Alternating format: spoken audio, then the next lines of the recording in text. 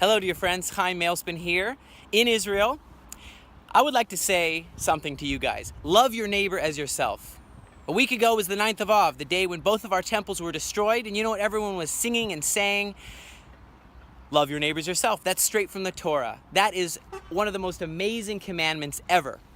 But I want to talk to you about, we have a border with Lebanon, border with Syria, border with Jordan, Saudi Arabia over the water, Egypt.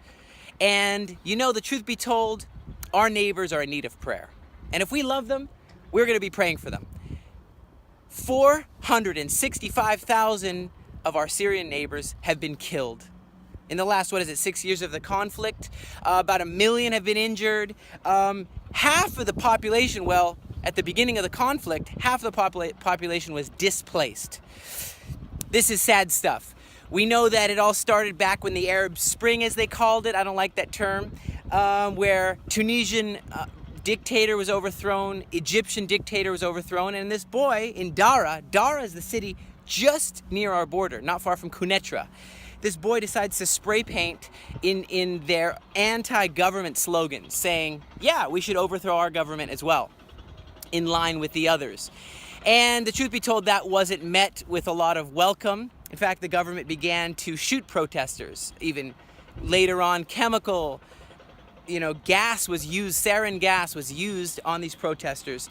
Elite forces dropped by helicopter in Dara, and then as it spread and just shot people. People were tortured and killed. Long story short, we know that there was intervention. American military intervened finally. We know that Israel intervened and went in Damascus and helped to free some of these people from this oppression. We know that when the American military left, of course, ISIS, they wanted to take over. They came in from Iraq and they set up shop. They had great access to weapons, and in fact, they grew and grew and grew. And you know that at their peak, they had about 10 million people under their rule, under their caliphate. Horrible stuff. We know, though, eventually that their power is waning right now. Even Russia's joined in the bombing of terrorists, and but this whole thing is sad for the Syrians. 5 million fled the country. We know that there's been countless airstrikes. But here's the thing. There's a gap now. There's Iranian-backed forces which are saying now that this gap is happening, the American military is leaving, ISIS is waning, the power is waning. Well, who's going to come in there? Will it be more Lebanese-style forces like Hezbollah, which are backed by Iran? Will there be other radical forces like other different forces that are here in the area? I don't want to go into all the different factions that are trying to take power. Will it be, again, Assad's forces?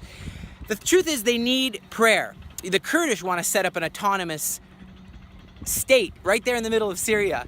Since 1948, we have been at what's called war with Syria. It's been pretty quiet. Missile or two have flown over. There was missile raid sirens went off the other day. But yet, it is fairly quiet. What I'd like to go to now and jump to our southern border. At our southern border, there is a part of Israel called Gaza. Now, this place, they violently did an uprising in 2003, and a violent uprising and overthrew the Fatah, who are the Palestinian Authority. Now we have the Palestinian Authority saying, we want to regain control from Hamas. And what we're going to do is we're going to levy an impossible tax on the Gazans in the southern part of Israel on the Egyptian border. And we are going to make it impossible for their power plant to run. It used to be able to pump 120 megawatts of electricity to the Gazans. Now it can barely do 2 hours a day worth of electricity because of what the Palestinian Authority has levied on these poor people.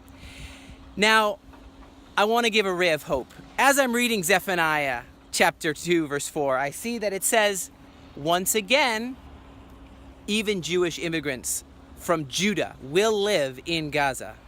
We look into Isaiah 19 and we see a time where peace is declared. And we see that Syria is called God's handiwork, the work of God's hands. Egypt is called his people. Israel, of course, is God's inheritance. There is a highway of peace between the three. We will be in a triunity here, showing an example that peace is possible in this Mediterranean basin.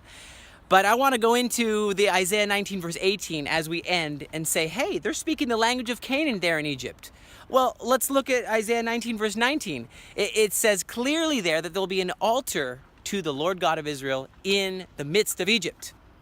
So if Assyria is going to be God's handiwork, Egypt is going to be God's people, Israel God's inheritance, well, we've got some praying to do for our neighbors.